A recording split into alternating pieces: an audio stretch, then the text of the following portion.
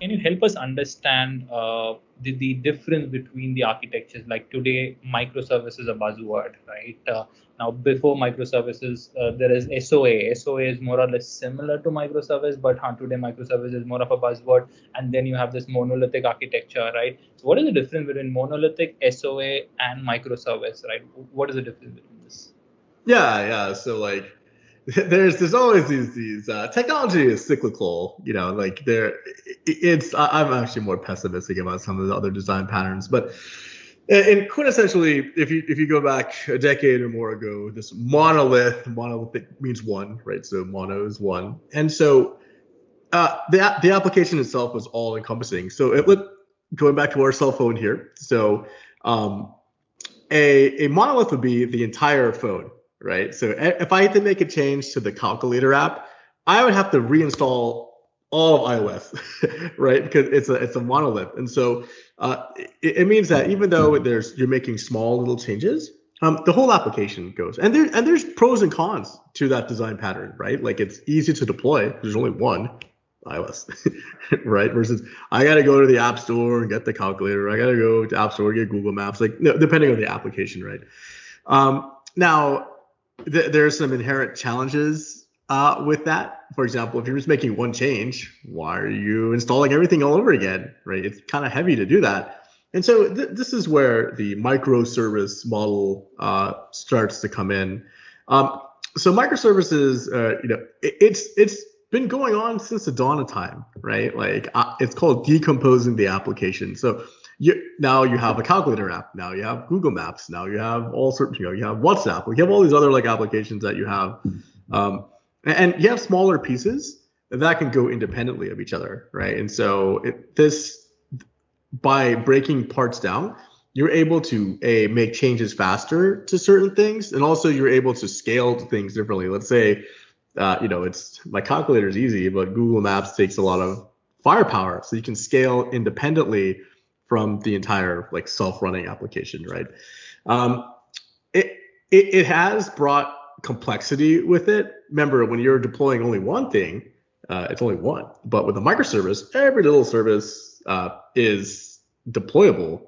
So this is why there's a need for more DevOps engineers. Because going back to like, if you only had one deployable unit, there's only so many times you can deploy, right? Versus you have thousands of deployable units all through the day. Yeah, you want to. These guys comes in now. The DevOps guy comes in the microservice case. If I'm not wrong, is that? Yeah, there's usually like a pretty close correlation to that because as you have more to deploy, it will really tax what you did before, and so deployment complexity skyrockets with microservices. So you're doing more deployments, you have to orchestrate deployments, there's order of operations you have to take care of, and so you need a good pipeline, right, to do that, and that's where a DevOps engineer. Is it right to say that if a company is hiring more DevOps folks, that means they are more microservice driven in terms of architecture? Is it right to say?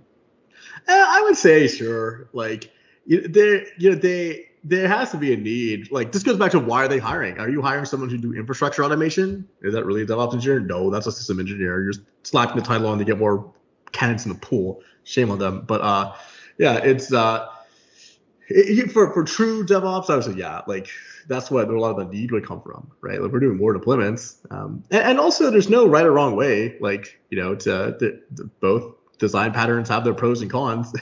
There's lots of organizations that have both, right? Like I would say no one organization has one pattern that they support. So yeah, but let's say majorly, let's say maybe on the majority of the side, right? People who are hiring DevOps, that means majorly they are more microservice inclined. Is it right to say? There can be exceptions, but let's take the majority. Well, hard to tell, but I would say sure. Like you did mention, because you did mention microservice is a thing. The architecture itself is like that. You need more DevOps people to manage because there's a lot of deployment happening and all that, right? So since that correlation you derived it, so that's why I'm trying to understand, so that this will help recruiters to say, okay, they are hiring DevOps folks, maybe they are more microservice inclined. Yeah, I think that's fair. As part of like when you're talking to the hiring manager, going back to the why are you hiring, the hiring manager might say, you know what, at XYZ Bank, they might even tell you that we're moving to public cloud and microservices, so our pipeline is really important, and we're rebuilding it or we're starting from scratch. And so yeah, like, but again, as a DevOps engineer, I don't care that you use microservices, right? Like, this is the other way. I'm talking from a candidate perspective now. It's not exciting to me either way, right? Like, I'm not excited because I don't care. It's a design pattern. What I care about is what problem I get to solve. Like, oh, you need to increase your deployment pipeline by 100%, like 100x. That sounds cool. Let me try to do that. Versus we're using microservices. Again, it's not a sexy thing for me. This is my opinion, friends. It's all about the task in hand, right? If the task in hand is like crazy enough, then it's not about microservice. Even monolith can excite a DevOps guy. If it is like they have to deal with 100x deployment, I think monolith also will be exciting. On the other hand, if it is microservice, but there is nothing much in task in hand, that may not be exciting for a DevOps. That's a perfect way of saying it. Yeah. So.